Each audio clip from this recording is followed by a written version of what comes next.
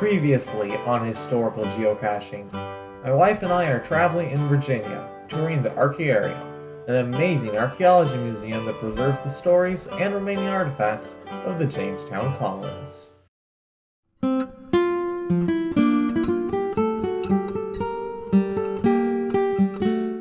About half of the colonists sent to Virginia in the first few years are identified as gentlemen, men often blamed by historians for not contributing to the sustainability of the colony. But gentlemen played essential roles in the military colony, protection and leadership. At times the gentlemen probably were reluctant to help with chores requiring hard labor. After all, these were not jobs they had been sent to do. Gentlemen safeguarded the rest of the colonists as they worked to profit the investors. But according to colonist William Strachey, the laborers and craftsmen expected these worthy and noble gentlemen to no less help them with their hand than defend them with the sword. But the Virginia frontier challenged traditional roles and expectations.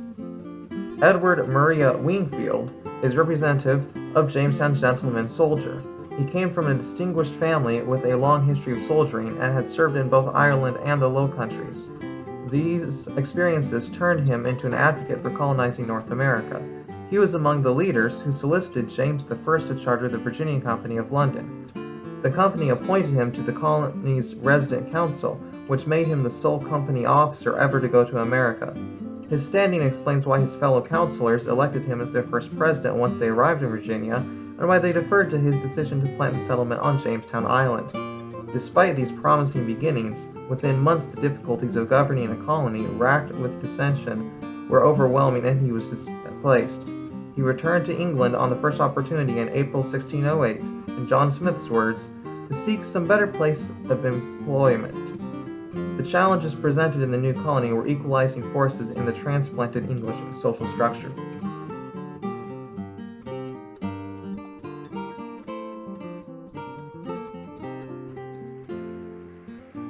These 9 pipes bear names of some of the most influential men in England.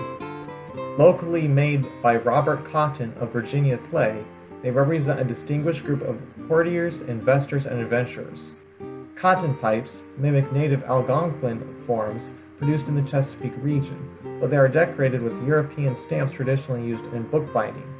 Before firing, Cotton individualized these pipes by printing the names with lead type.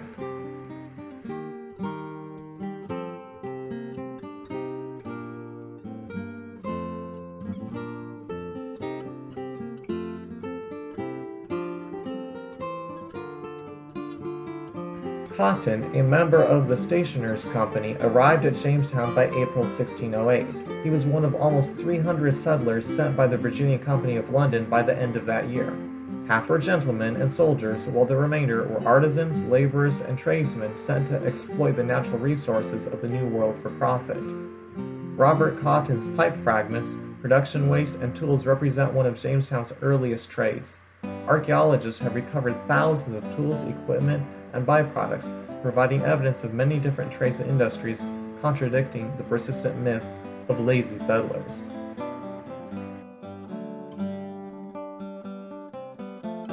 I found the variety of craftsmen and trades quite interesting, and as a plant biologist myself, the botanist most interesting. It was mentioned that Johannes Fleischer, May 13, 1607, was the first botanist here at Jamestown. A 25-year-old German physician and botanist by the name of Johannes Fleischer arrived at Jamestown with the first colonists. He recorded the exotic Virginia plants and trees and searched for new medicines. Fletcher died at Jamestown in the summer of 1608, and his epitaph reads, "He surveyed what the German soil produced in terms of plants. What in America flourished, he viewed too, and thereby perished." These apothecary jars, tin glazed earthenware, made in England and the Netherlands in around 1610. It is very likely that a botanist searching Virginia for health-giving plants would have used these traditional containers for pharmaceuticals to store his specimens.